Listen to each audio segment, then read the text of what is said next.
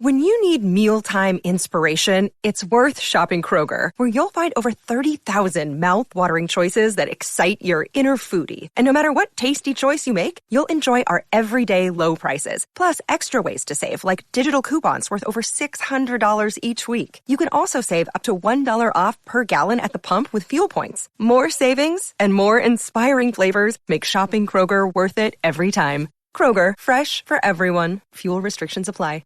The Enneagram is something that points you to your default drives, your default motivations. So it's made up of these basic fears, these basic desires, our emotional habits, our mental habits, and these core beliefs that really drive forward the action that we take in the world. So the Enneagram is something that points you to where you might be off track. Often things that might be in what we call blind spots that are stopping you from really living your best life. And for me, living free, getting some freedom from these default patterns is one of the most amazing things about the system. This is Your Kick-Ass Life podcast, episode number 343 with guest Jessica Dickson. This is the Your Kick-Ass Life podcast with Andrea Owen. A no BS guide to self-help and badassery. Because ladies, let's face it, life's too short for it to not kick ass. And here's your host, the girl who serves it up straight with a side of crazy, Andrea Owen. Hey there, ass kickers. Welcome to another episode of the show. I am so glad that you are here. So for a while now, I have been tossing around having someone come on to talk about the Enneagram. I know a little bit about it. I've dabbled in it just by taking the test and learning about my own type, but I'm very interested in how this relates to personal development, which I know that we're all here interested in that. So you may have done some research into maybe your astrological sign or Myers-Briggs or any of those kind of like personality tests. I know StrengthsFinder is another really popular one, but today we're talking about the Enneagram. And I am so excited to bring you today's guest. A real quick announcement before we get started that we do have some openings to work with me personally, as well as team members over here at YKAL. So if you are somebody who needs support in terms of your life coaching. I also have the Shame Resilience program that I do, the Daring Way, as well as general life coaching. And also if you're a life coach and you would like some help, some consulting in your life coaching business, we can help you with that as well. yourkickasslife.com/coaching or yourkickasslife.com/consulting. So for those of you who may not know today's guest, let me tell you a little bit about her. Jessica Denise Dickson is a life empowerment Enneagram coach and Black mermaid who believes that when Black women heal, the world heals.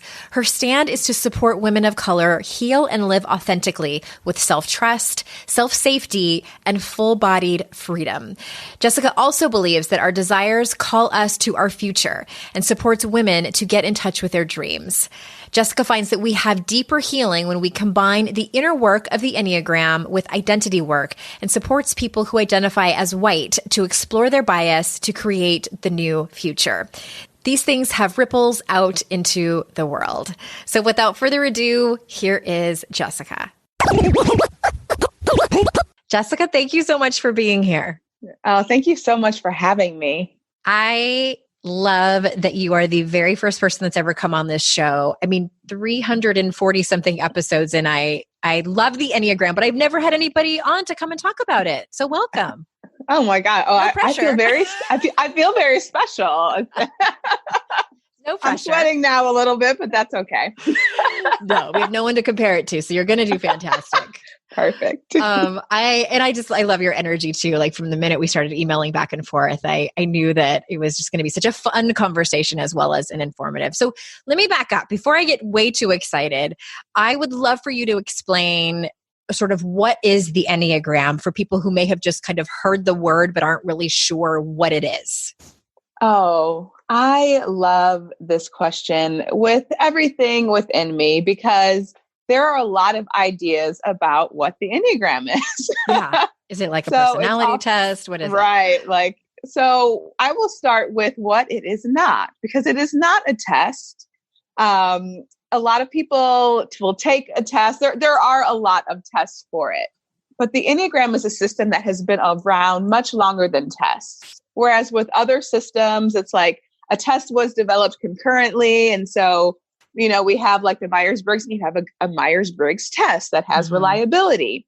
This system is a system that about our motivations that has been around longer than tests. The first test for it came out around 1991, and the system came to the United States in around the 1970s. So that's one thing that it's not. Although you can take a test, they're about 40% accurate. So when you're taking it, you just want to know that it's a starting point. It's not an end point. Another thing that the Enneagram is not is just some basic personality system to tell you who you are. There are systems like that. There's strengths, there's the Myers-Briggs, there's even human design. I love systems. I believe systems are so helpful. This system is one that will help you transform. And so it's really important. I mean, knowing your type it can be fun, like to talk to people about at parties and stuff. But really, it's the application of the system to your life to transform and become a more authentic you in the world. I didn't know all that. Like, I love this. Yeah. I'm like, because I was like, I thought it was for, and I'm kind of joking. Like, I thought it was for, like, I want to use this as an excuse for when I'm an asshole. Like, like how people do that with their horoscope. Oh my gosh. Oh, and sometimes that happens. It's a huge pet peeve of mine. Well, I'm just a reformer. So I get to like be a dick to you. And it's like, nope, not the way that works, my friend. So that's in your category of like what the Enneagram is not. That is. Yes. Okay. Another thing that it's not is something to get diagnosed as. I've heard people say, like, okay, you're going to diagnose me, tell me my type. There's nothing wrong with the types. They all have positives and negatives. So let's talk then about what the Enneagram actually is. The Enneagram is something that points you to your default drives, your default motivations. So it's made up of these basic fears, these basic desires, our emotional habits, our mental habits, and these core beliefs that really drive forward the action that we take in the world. So the Enneagram is something that points you to where you might be off track often. Things that might be in what we call blind spots that are stopping you from really living your best life. And for me, living free, getting some freedom from these default patterns is one of the most amazing things about the system. I love this so much because, when I very first started my life coaching, even before I started like the actual business, when I was coaching, like I will fully admit that a lot of it was cloaked in like the toxic positivity that we're seeing, where I was just just you are your own destiny and think positive thoughts and you can do it and all of that. And I fairly quickly realized like, okay, this isn't everyone's experience. Right. There's so many nuances and you throw privilege in and all of these things. But I think I'm so drawn to the Enneagram because as I've grown as a facilitator and life coach and realizing that not everyone comes at, shame resilience or managing their inner critic or setting boundaries with people from the same place. Like they can, I do feel like people can always better themselves, but Absolutely. Their starting point and their path may look very different. And it sounds like what you're saying is the Enneagram has a lot to do with that. Yeah, the Enneagram, it's the symbol that people are like, what is that? Is that religious? Is that, like, nope, not religious.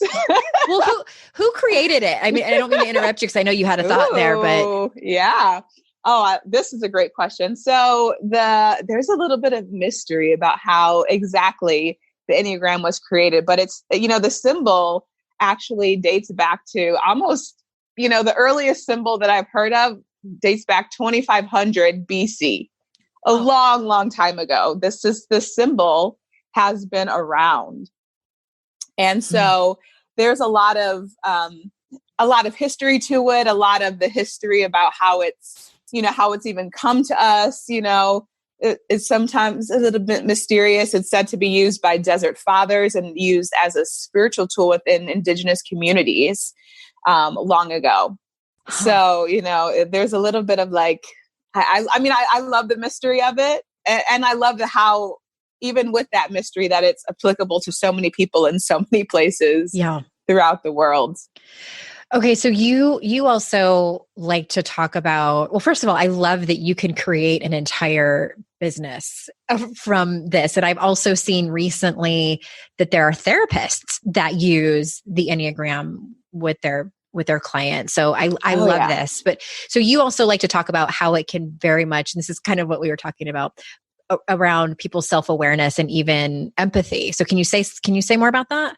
Absolutely. So one of the great gifts of this system is that it points you to where you might have what we call blind spots, the things that you do unintentionally that create a wedge in your relationships, where maybe you want to step up as a leader, but you don't recognize the way that you're coming off to people. And it's actually creating more disconnection, or it's creating a dynamic that people aren't seeing you as the leader that you know yourself to be, or that you have within your potential.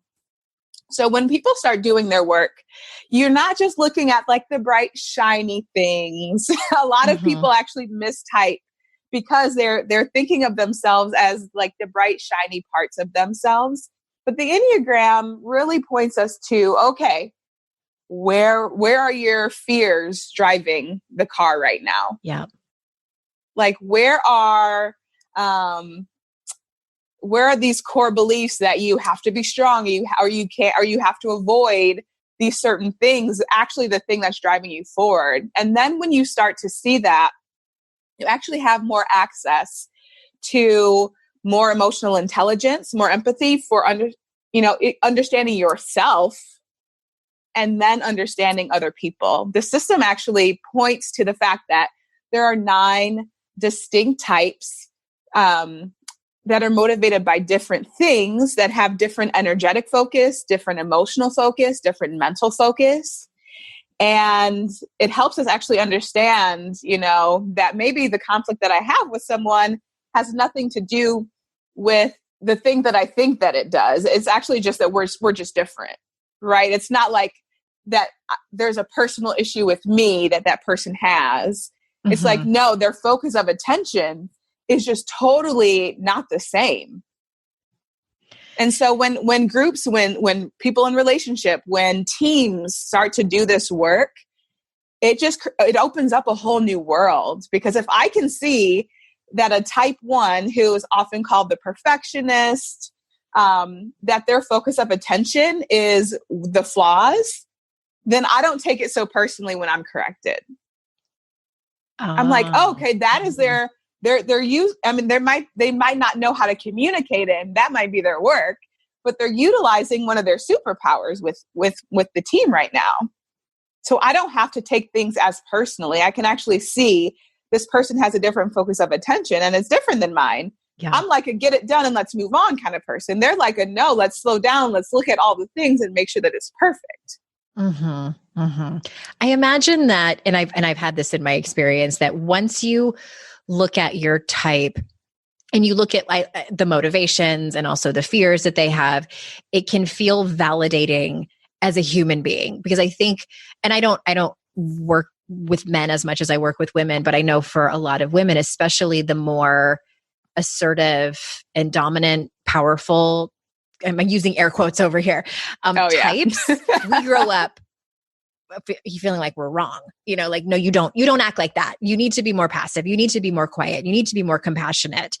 Do you see that a lot in working with clients, and when they would, like, for the first time when they see their type?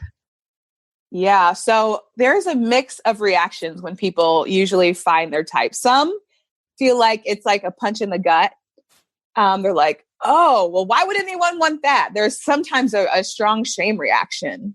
And that really does point to like, what has your experience been with you being able to be fully expressed in the world? And so I think it points to that question. And I think that's a good question for people to ask, you know, when they do have that reaction. There's also feeling like, oh my God, you're reading my diary and no one is supposed to know about this. Like what, like get out of my, like close it up. Yeah. No one's supposed to know that this is my experience. So let's not talk about it and let's not think about it. Which is why I think, you know, when people are first getting to know the Enneagram and they're super excited, they want to know everyone else's type, but it can be very, very personal and very, very private. And this very, you know, it can be like a very shaking experience when you have this thing that says like, that points you to the way that you've been in the world that maybe you didn't even have the language for, but it feels so personal and so private, you know, to a lot of people when they're first really learning. And then for others, there is validating. There is that validation. So I do want to say that some people are like, oh my God, this explains everything. Yes. Yes. And thank God I can finally like live into the person that I'm meant to be.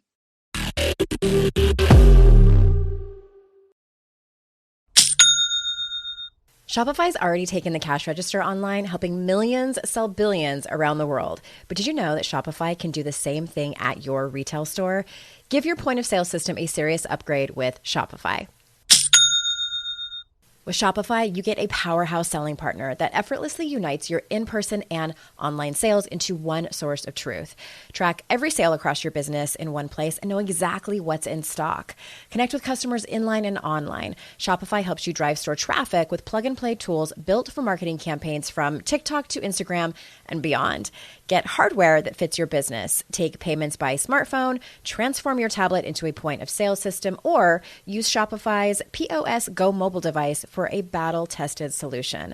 Sign up for a $1 per month trial period at shopify.com/noise, all lowercase. Go to shopify.com/noise to take your retail business to the next level today. Shopify.com/noise.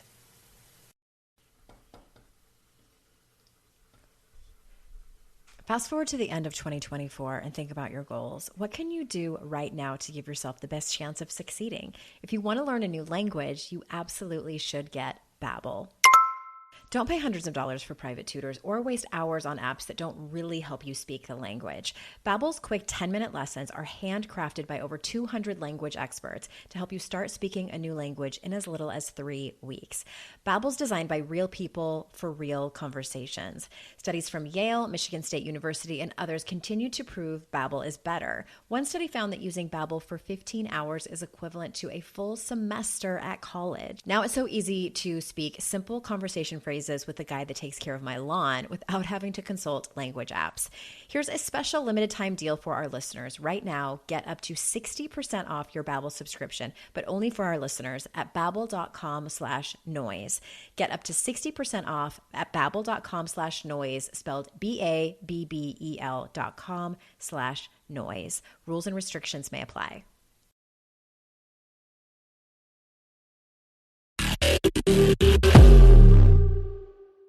Well, I'm curious what your experience was when you got to know your type and read about it, and like, tell us like what was going on in your life. What was your experience like? Yeah, so I found the Enneagram when I was working in higher education. I had recently got a promotion and I was starting to supervise full-time professionals. And I really wanted to give them something that was professional development that was really special, that was going to really honor them. I was in my mid-20s. A lot of them were in like their 60s and 70s.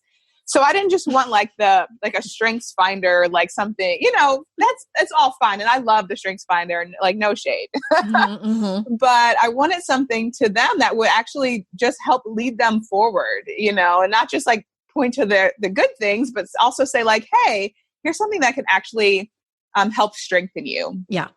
And so I did a Google search. The Googs pointed me to this random PDF on the Enneagram. Like I didn't know who the author was. It was just like this information. I was like, whoa, this is great. So then I did a rookie mistake and I took a test and I tested as a 2. Now my top two Wait. were Why was it a 2 and rookie 8. mistake? Because it was just some random website? Well, because tests can be so, wrong. They can Was it like be a so BuzzFeed quiz? inaccurate. I mean, I don't even remember what it was probably like, it was just one of those free, and there's so many. I've taken over 20 tests, but I've tested correctly 2 times. Okay. In my over the years. Okay. And so, tests, they can just be so inaccurate. So I took a test and I just did that because that's what you do, as one does. And I got 2 in my top and 8 in my second. And I resonated a lot with the 2. But I realized that what I resonated with the 2 had a lot to do with my codependency. I was exhibiting a lot of the low-level, unhealthy type 2 behavior. And when I started doing my work, which I thought my work was type 2 work primarily, I started What is the name of the top 2? unravel. Because I know each of them have names that kind of describe what they are. Yes. The type 2 is the helper. It's the mentor, the advisor, sometimes the guide, the befriender, the one who is always at the ready to help. Okay, always at the ready to support you in whatever you need to make your dreams come true. But of course, it can devolve into codependency, right? Like, I need to help you. And it doesn't even matter if you have authorized me to, but I'm going to help you. Trust me, from one codependent to another, I see you. Yep, that's me. And so I, of course, was like, oh my gosh, yes, I resonate with this. And so as I started to do that kind of work, it was like, oh, okay, that's actually not me. And I landed on the type 8. And that's when the world opened up for me. So did you do the test the correct way, and then that's when you landed on 8? Or is that what happened? No, it actually started as I started to explore those top 2 types that I have. Okay. I'm like, I resonate a lot with both of these. So like, what's really going on? So I started to do my work around the 2, and then I was like, well, let me look at this 8. And I started to really look at the makeup of the type 8. And which is the challenger. Was through, the challenger, the protector. I prefer the boss, Same. The strong one, the powerful one. There's a lot of names for each, but that was when it started to just open up a whole new world for me. Okay. And so before I forget to ask, where is the best place to take the test? Because I've taken it 3 times, and I've always taken it. It's like $12 to take it on the Enneagram site. Yeah. So the Enneagram Institute is I think it's now $12. Yeah, that's what I pay. Take. And it's 144 questions. Yes. Back in the day, I had my people take the paper version of that. Oh gosh, the Scantron. I actually had to just score by hand. Oh gosh. Wow. I know. And so that can be a good test. Also, trueself.io. Okay. We'll put those links in the show notes. Yeah, that can be it. That's honestly one that I recommend. But I think it can be a little bit overwhelming. And I think one of the best ways to find your type is to work with someone to do a typing interview. It's an oral interview. I do. Okay, I do this. Yeah. I call them type discovery sessions. So, you go through and really you start looking at what are my habitual patterns and the ways that I've been in the world, throughout my life. And so then you start to look at these habits and how they have contributed to, what is your core type. And so that's the way that I love it too, because then you're really able to be more thoughtful about your habits throughout, as opposed to when you're taking a test, maybe you're in a bad mood, maybe you're in a really great mood, maybe you're, so many things can impact that. I have loved the Enneagram, and thank you for telling us your history with it, because I also loved the details just about how this can help us, because we're all here and everyone's listening to this show like, how do I be a better person? How do I be a better human? Oh, yeah. Both for myself and for everyone else. And I know for me, when I've tested 3 times, and the first 2 times I tested as an 8, the challenger. And when I read about it, I was both gut punched and relieved and validated. Yeah. Because 8s for women, and it didn't really tell me anything I didn't already know. I'm also an Aries, as the horoscope, and it felt like, okay, I'm not broken. Like, this was in my DNA. The universe made me this way for a reason. And also I was like, I kind of don't want to be this way because the world tells me I'm wrong for being this way. And it wasn't until I got older, because now I'm 45, and now it is true what they say, when you are in your 40s, my hope for everyone, if they haven't reached this place yet, is like, you give way less fucks about like other people's judgments about like how a woman should be. And then I was just emailing you about this. I took it again. It was like earlier this week or last week, and I tied with an 8 and a 7, and the 7 is the enthusiast. And I was joking with, I can't remember if I emailed you or if I was joking with one of my friends, and I said, I feel like now I'm just too tired to have all the 8 traits. 8s are competitive. We are ambitious, which that has got me to where I am today. Absolutely. But now I'm like, if it's not also very fun, which is part of, the enthusiast, then I'm out. So I just thought it was funny. And I also read on the Enneagram site, and I'd love to get your thoughts on this, is that we don't always stick to the same type throughout our entire life. Yeah. The way that we express our type can change. My thoughts, my experience working with people is that people do remain the same core type throughout their life. Now, what happens is that life gives us, as we go through things, as we evolve, as we grow, we have access to more types and more type strategies. So it's not always that I'm utilizing my type 8's stuff to survive. It's sometimes that I can take on the type 2 stuff. I can take on the type 5 stuff. I can take on the type 9 stuff, and it be supportive of me for my growth and for my evolution and my flourishing. Right. And the way that it shows up, the way that the type shows up is going to change depending on, season of life, depending on, growth. I mean, there's just so many things that impact it. And so oftentimes we don't have the same expression of the type, depending on the things that we've been through and really what we've healed, because our type really shows up at the base level as a protective mechanism. And so when we realize we don't need to protect ourselves in the same way, or that maybe success actually doesn't look like just being strong, like the type 8 thinks that it will, then we start to have access to more of the system, and we don't have to rely so much on our type. Okay. I want to shift gears slightly and talk about what 2020 has brought us. 2020 is going through a thing, and a whole thing. So what does the Enneagram have to offer us during this time, both of a global pandemic and really a global reckoning with systems of oppression? Oh my gosh, I absolutely love this question. I think that what I saw when the pandemic first really hit the United States, at least, is people really kind of like doubling down on their type in some major ways. And probably not the better parts of their type. usually not.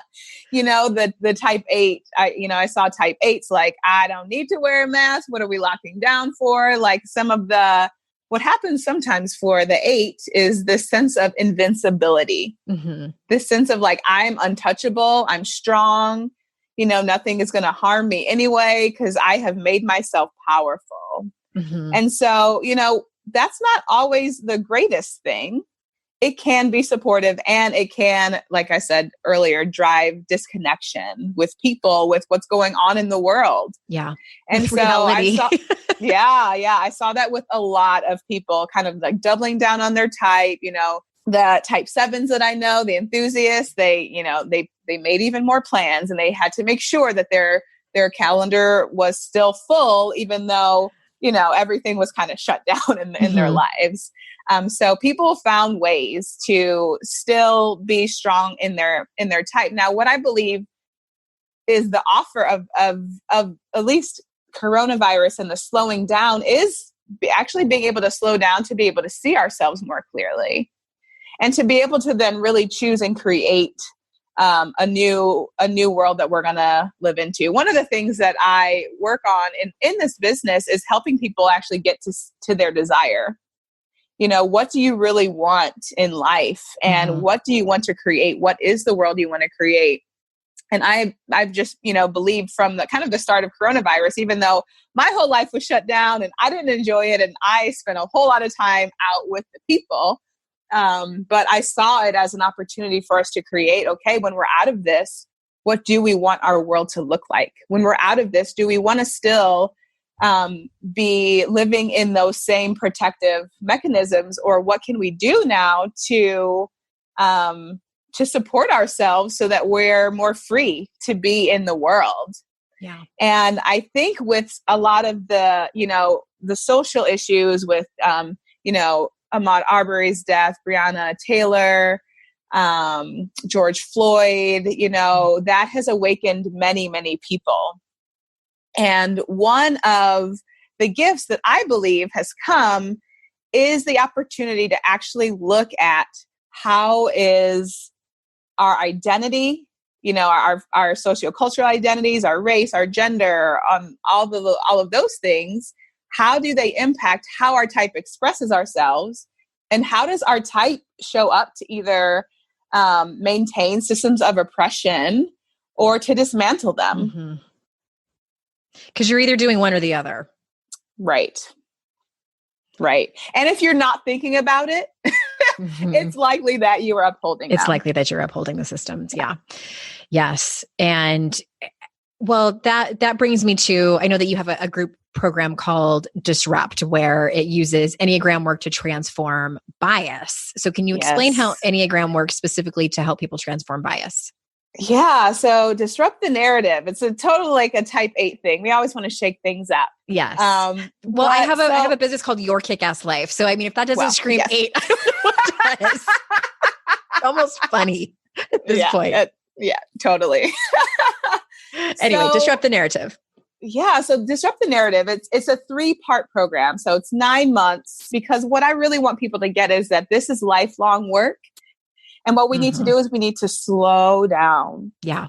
We need to know that for systems to change, systems changing comes from us doing our work. It's not that we change the system and then somehow things are going to be better, because we're still going to have, if we still hold on to the same bias and try to change the system, we're just going to add bias onto a new system. Just covertly. And yes, I hear you. Mm-hmm. So this program, it's 9 months. It's slow. It's nervous system work. We have one of the first things we'll do in this program is a self-care plan. One of the things that's a regular part of this program is getting in the body. We're going to really work on emotional intelligence, and build an understanding like how we feel and how our reactivity really impacts how we be in the world, especially around these topics. When oftentimes, people who identify as white, when they're challenged in their identity around privilege or power, there's often reactivity. Mm-hmm. So is this program, I'm going to interrupt you for a second. This is the one that's for people who identify as white, correct? It is. Yeah. Okay. So the first part, people, myself included. Yes. So the first part of the program is self-discovery. It is like, who are you? What are your identities? Oftentimes, and I've led this work for almost 15 years, people in exploring their identities. Mm-hmm. And often people have not really thought about many of their identities, or what does that mean in the world that you actually have this identity. So we're going to look at the Enneagram type. We're going to look at identities like your race, your gender. Have you thought about what it looks like to show up in your body in the world, and the impacts that has on how you even express your type?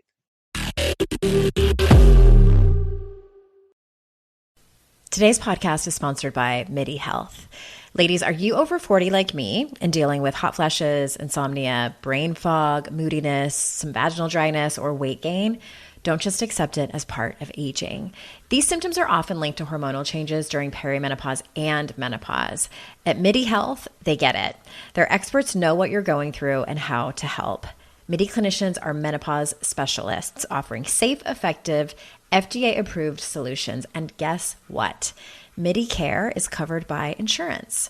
So stop pushing through it alone. Schedule a virtual visit and dive deep into your unique symptoms and health background.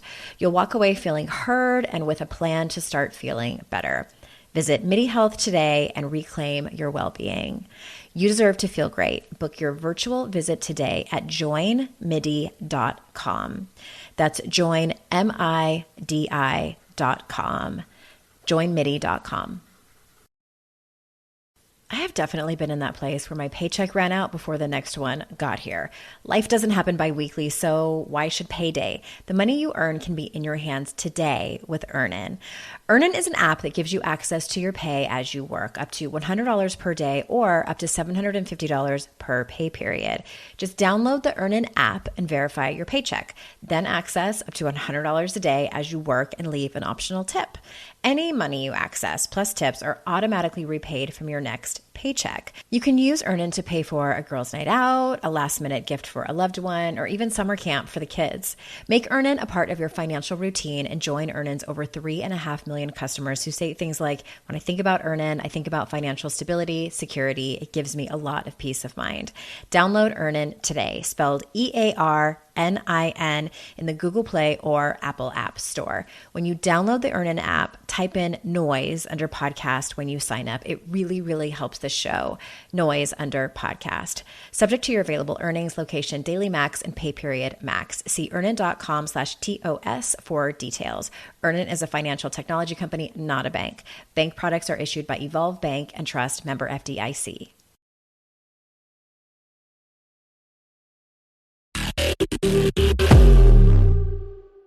So we're going to look at that.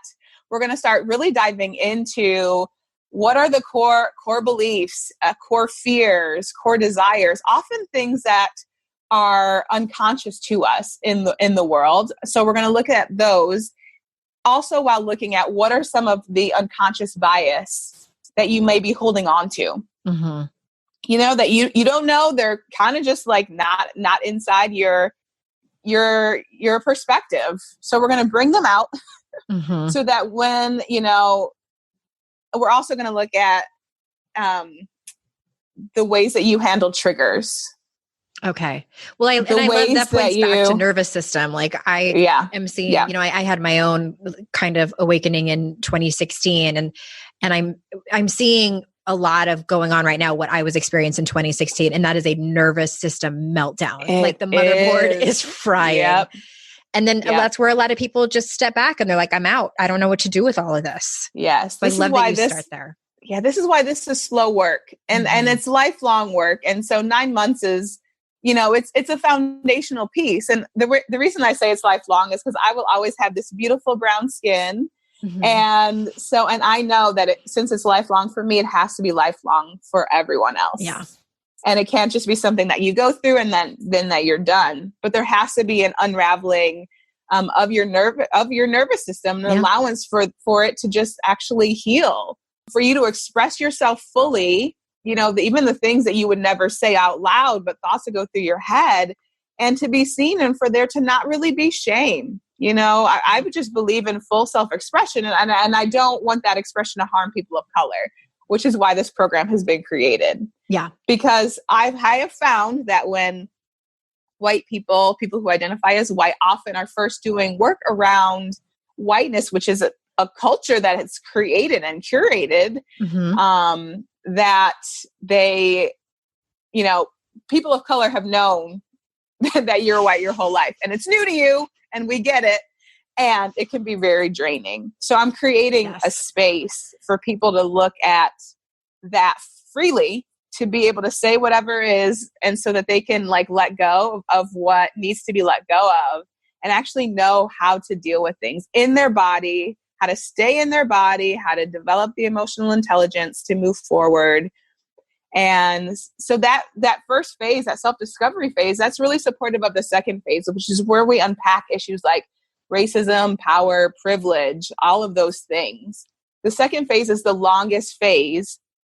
And, we start to really look at how have these structures impacted the way that we show up, and we start to look at, okay, how do we create then a different future? Then that leads us to our third phase, which is the integration phase and commitment phase, where everyone will make a commitment, like I pledge that I am committed to this for a lifetime. And this, as people go through this program, the work that they do to unravel these things, to denounce what they need to denounce, to forgive and heal what they need to forgive and heal, to make right what they need to make right, that is where the work will come from. So I know a lot of people want to really rush into work, and really what happens oftentimes with that is saviorism, white saviorism, and communities of color are harmed. Because you can't just go in and because you're going to add, by default, you will add your bias if you do not transform it. Yes. So we're going to come in, we're going to transform the type. We're going to let go of what needs to be let go. We're going to look and see, like, where has my type supported these systems? And, what now is my commitment to the world? Yeah.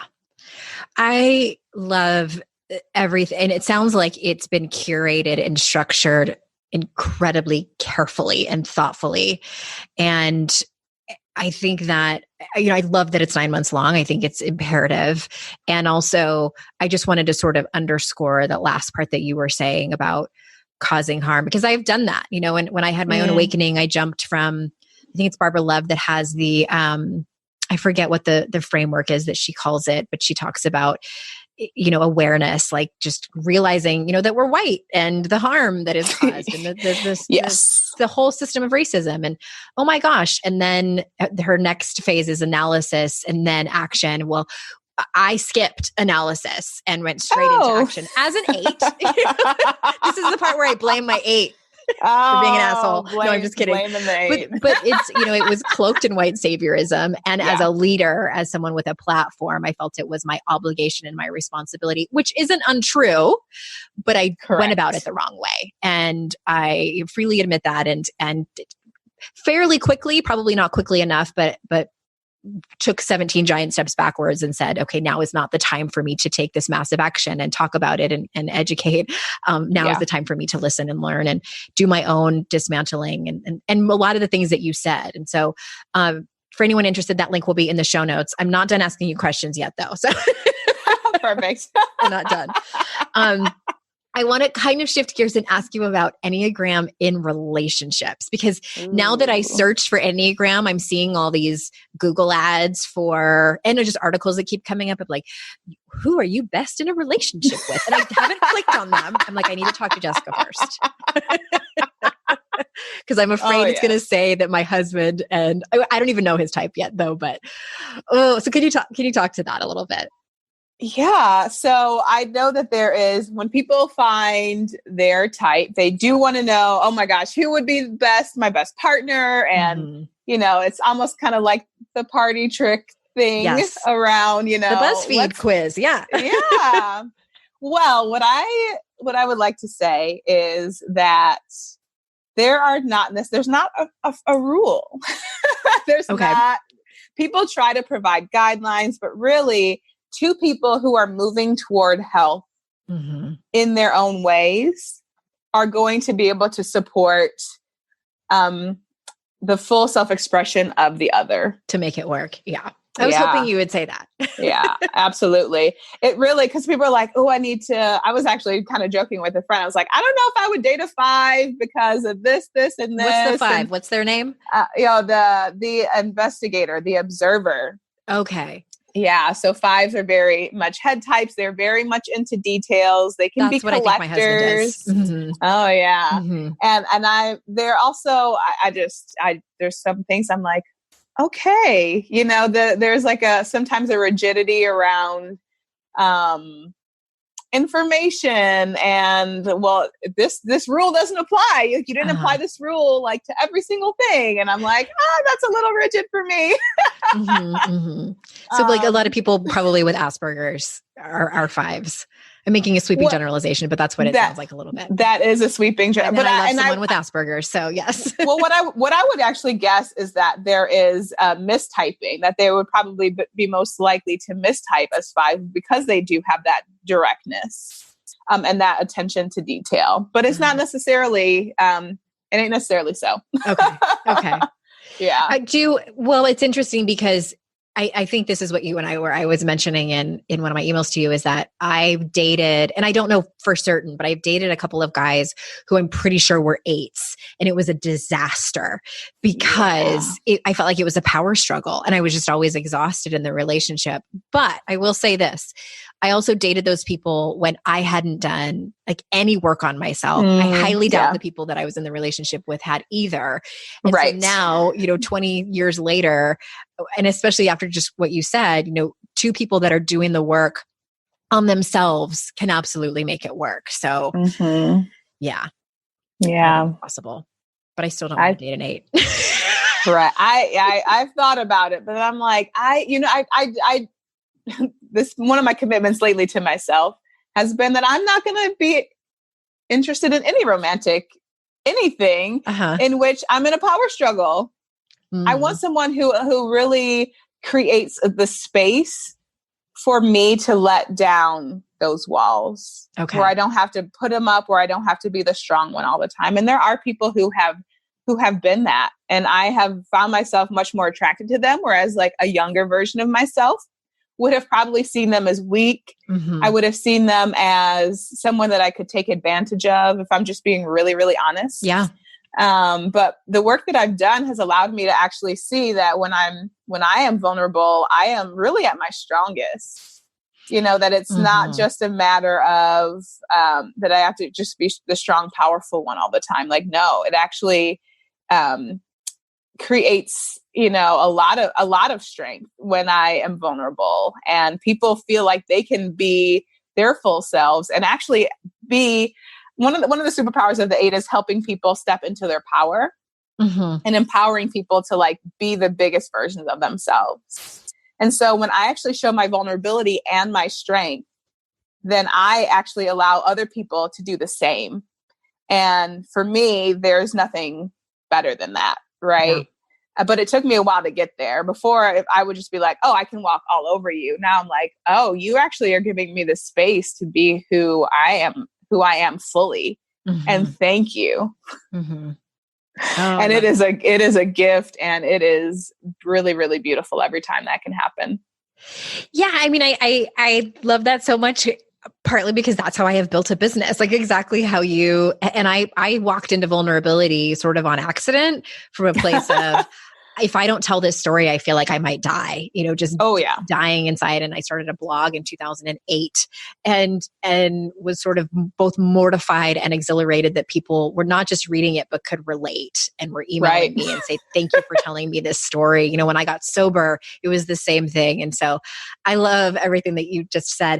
I want to ask you one more question before we close up. And that is about conflict resolution and the Enneagram. So I'm assuming now, based on what you've told us, those can go hand in hand, right? Oh, yeah. Okay. Can you say a little bit more about that?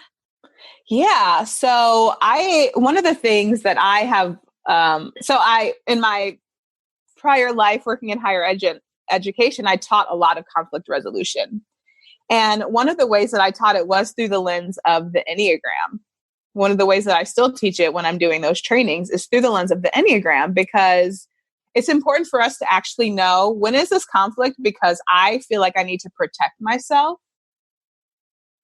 When is it just because we're totally different and we have these differences of opinions? And when is it just because, like we're not communicating the best? Like when is it also, when is it me just trying to make them wrong? Yes. That's like the second one you said. Totally. Yeah. And that's totally like a human thing. Like we all do that at some point, right? Like just wanting to be right. But the Enneagram gives us, when we can actually start to look and see, okay, I feel like lashing out at you or having this, sometimes eights, as we're not conflict avoidant. And sometimes conflict can be energizing for the eight. So other people are like, oh my God, why are we in conflict again? And they're like, what do you mean? It's just a conversation. This isn't a conflict. Yeah. I can't even tell you how many times I've said that to my husband. Like, we're literally just talking, and they're like, that's not what this is. It can be very much a blind spot for the eight that, a regular conversation to other people is conflict. But the Enneagram work gives us access to that. We can actually start to see, okay, I feel like I need some energy. So I'm starting a conflict. What can I do? Can I get in my body? Can I go work out? I feel like this other person's going to try to take advantage of me in some way. So that's, if I recognize that, my type's protection is going to come up full force and likely will contribute to the conflict. So when I actually can look inside and say, oh, okay, I need to protect myself in this way, or I feel like I need to protect myself in some way. Like, you can start to ask yourself, what's being threatened? Okay, like, what do I need to protect? Do I need to actually protect anything? Often the answer is no, but our type is just so used to protecting us in the way that it knows how, that we just go with it. So we start to actually create more of an opportunity to observe ourselves and to see, okay, I'm just going into this full force, and now I actually know, okay, well, you said it in this way. Okay, this is just a miscommunication. It's just a matter of semantics. You said something weird. I didn't understand it. I felt like I needed to protect myself. That's not what you meant. Okay. Yeah. But it's that self-awareness that like, whoo, it just changes the game. Yeah. And that sounds like a lot of what emotional intelligence is as well. Yes, absolutely. Yeah. Okay. Absolutely. Oh, my dear, I could talk to you all day long. I appreciate this conversation so much. And so you're at jessicaddickson.com. Is that correct? Yes. Okay. CK, not the X. Not the X. Okay. And then the Disrupt program that we talked about is also in the show notes. And do you want people to come and hang out with you on social media? Is there a particular platform you love to hang out on? Oh my gosh. I am on Instagram. I am on Facebook, Jessica D. Dickson Coaching. So Come find me. Come find her and tell her what your type is and that you heard her on this show. And I'm still kind of in disbelief that I haven't had anybody on to talk about this, because I mention it every once in a while, but maybe I was just waiting for you to come along. That sounds very true. And I'm honestly honored and super excited. And I'd love to be a resident Enneagram expert. Yeah. If anyone has any questions, I'm always down. Oh, thank you so much. And everyone listening, you know how much I appreciate you. And I'm so incredibly grateful for your time and that you choose to spend it with me and my guests. And until next time, everyone, I will see you all out in cyberspace. Bye-bye.